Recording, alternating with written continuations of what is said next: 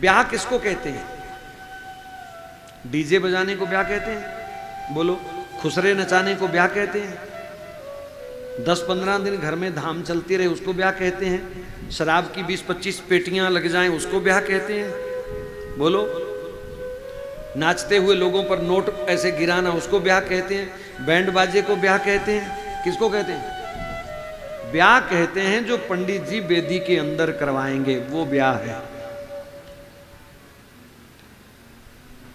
8-8 महीने की तैयारी होती है लोगों की, ब्याह की तैयारी में लगे हैं, ब्याह की तैयारी, और पंडित जी कहते हैं सुपारी दियो, ओल है, वो तो भूल ही गए।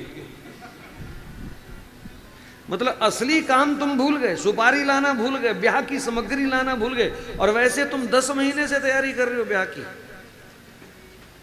ब्याह की नहीं, दिखावे की तैयारी कर रहे हो। कर्जा ले लेकर के लोग दिखावा करते। गर्ग ऋषि ने कहा जो असली काम है उस पर महत्व दो। बचो दिखावे से, बच सकते हो तो ठीक है। समाज के राह रीत कुछ उल्टे हो चुके हैं, अब लोगों की पार्टियां खिलाई हैं तो खिलानी भी पड़ेंगी, ऐसा लोग कहते हैं, लेकिन फिर भी जितना बच सकते हो बचो।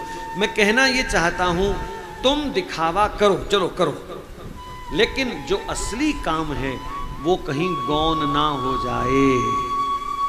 6 घंटे नाचने में लगा देंगे, 4 घंटे मिलनी में लगा देंगे, 5 घंटे जयमाला में लगा देंगे, 4 घंटे फोटो खिंचवाने में लगा देंगे, और पंडित जी के सामने बैठे ही पंडित जी छेती करो, छेती करो, छेती करो। पंडित जी कहते हैं सिर स्वाहा, जाओ करा।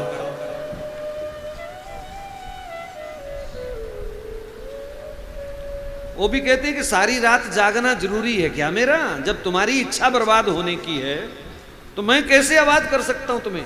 मतलब असली काम के लिए तुम्हारे पास समय नहीं है। यही कारण है कि आज घरों में सुख शांति नहीं है। मैं तो गंगा जी से प्रार्थना करूंगा, अपने सारे परिकर को कह दीजिए, ब्याह शादी चाहे पैलेस में करो, चाहे पंडाल लगाओ, लेकिन जो 4 फेरे का असली काम है वो मंदिर में, गौशाला में, किसी पवित्र स्थान पर होना चाहिए।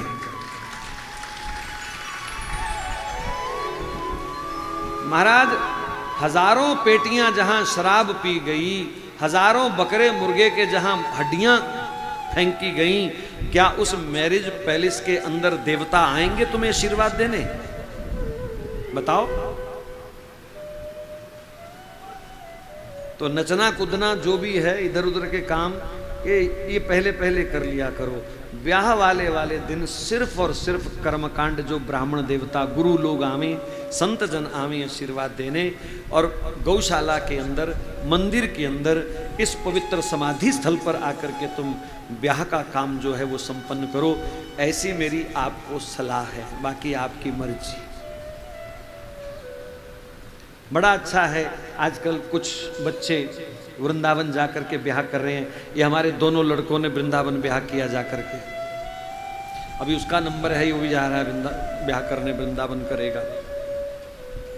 तो मैं कोई प्रशंसा नहीं कर रहा, लेकिन एक इच्छा होनी चाहिए कि हमारे उत्सव में सब आए और ठाकुर जी को बाहर कर दें। ये चिंता का विषय है।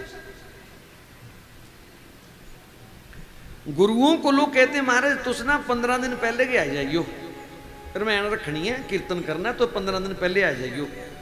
यार 15 दिन पहले क्यों? उनको पता है कि उसके बाद दारू शुरू हो जाएगी, गुरु जी को कहां बिठाएंगे? तो ये गलत पाप मत करो। ये विवाह इत्यादि, नामकरण इत्यादि, ये धार्मिक संस्कार हैं, ये शराब के साथ संपन्न नहीं होने चाहिए। ये धार्मिक संस्कार हैं, बच जाओ।